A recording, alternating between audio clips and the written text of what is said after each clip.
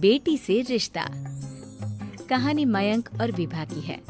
मयंक एक अच्छी नौकरी करता था, लेकिन विभा की जाति का ना होने के कारण विभा के माता पिता शादी के लिए नहीं मानते हैं। पर जब दोनों अपनी मर्जी से शादी कर लेते हैं तो क्या है विभा, 6 साल हो गए हैं शादी को, लेकिन एक दिन नहीं गया कि तुम माँ पापा को याद कर परेशान नहीं होती। मैं कितनी कोशिश करता हूँ कि तुम सब भूल जाओ। कोई नहीं भूल पाता है मयंक। माँ पापा को कोई कैसे भूल सकता है। तभी सास का फोन आता है।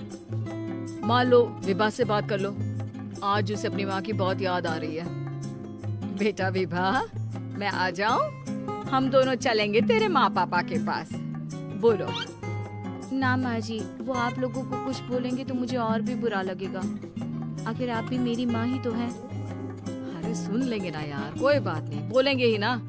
चलो माँ, मैं फोन रख रहा हूँ। वो क्या है ना, आज विभा को लेकर डॉक्टर के पास जाना है। बहुत दिनों से इसके सर पर लगातार दर्द हो रहा है। अरे हाँ हाँ, ले जा बेटा, सर दर्द को हल्के में नहीं लेना चाहिए। वैसे भी ना बहू सोचती बहुत है।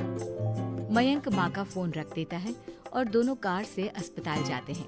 लेकिन जैसे ही वो लोग अस्पताल जाते हैं, विभा को स्ट्रेचर में नर्स उसकी माँ को लेकर जा रही दिखती है। मयंक, माँ, मयंक वो मेरी माँ है। इतने सालों बाद देखी भी तो इस हाल में मैं उनके पास जा रही हूँ। अरे रुको, कहीं वो लोग तुम्हें देखकर और परेशान ना हो जाए, या फिर तुम्हें कुछ बोल ना दे विभा, तुम फिर परेशान हो जाओगी। मयंक कैसी बात कर रहे हो, वो माँ है मेरी। विभा पास खड़े अपने चाचा चाची से बात करने की कोशिश करती है, लेकिन वाह, तेरे जैसी बेटी जिसकी हो वो तो मर ही जाए तो अच्छा है। वैसे पार्क में पैर फिसला है तेरी माँ का, रीढ़ की हड्डी टूटी है। रिद्धि को चाची की बात का बिल्कुल बुरा नहीं लगता। शायद वो सुन ही नहीं रही थी कि चाची क्या कह रही थी। वो सीधे माँ के कमरे में जाती है। कौन है आप? ये मेरी माँ है, मेरा नाम रिद्धि। रिद्धि नाम है ना आपका? दर्द में भी ये आपका ही नाम ले रही थी। हाँ, ये सुनते ही रिद्धि का कलेजा मुंह में आ जाता है। ये वही माँ है जिसने कड़े शब्दों में ये कह दिया था कि अब तेरा मेरा रिश्ता खत्म। फिर रिद्धि का पति मयंक भी वहाँ आ जाता है। सामने खड़े होते हैं रिद्धि के पिता। पापा, क्या हुआ माँ को? वो पार्क में गिर पड़ी, रीढ़ की हड्डी में चोट आई है।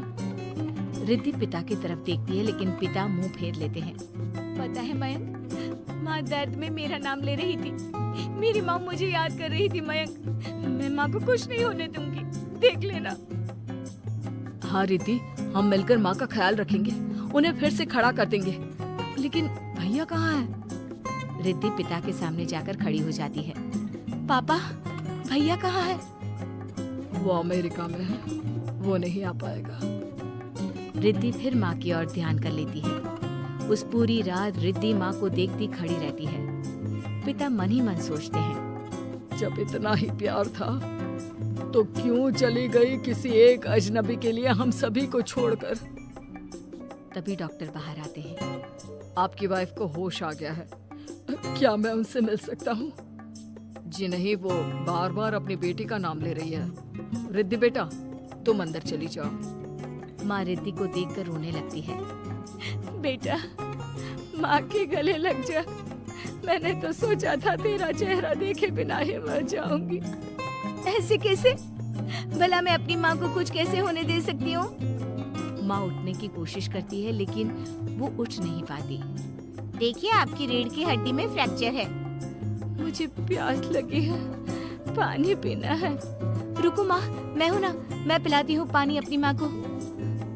कोई और नहीं आया? तेरे चाची चाचा आए थे माँ, पर शायद मुझे देखकर चले गए। जाने दे, इस वक्त भी पुरानी रंजिश देख रहे हैं। और रंजिश भी कैसी? माँ अपनी बेटी से नाराज ही तो थी। रिद्धि अब पूरे समय माँ के साथ रहती है। उनके हर काम को करने में उनका सहारा बनती है। फिर एक रोज, आज आपको चलने की कोशिश करनी थी, लेकिन हमारे फिजियो के डॉक्टर नहीं आए जो आपको पकड़कर चलाते। तो फिर आज डॉक्टर साहब, मैं हूँ ना, मैं माँ को चलने में मदद करूंगी। रिद्धि माँ को चलाती फिराती, उनके खाने पीने का ख्याल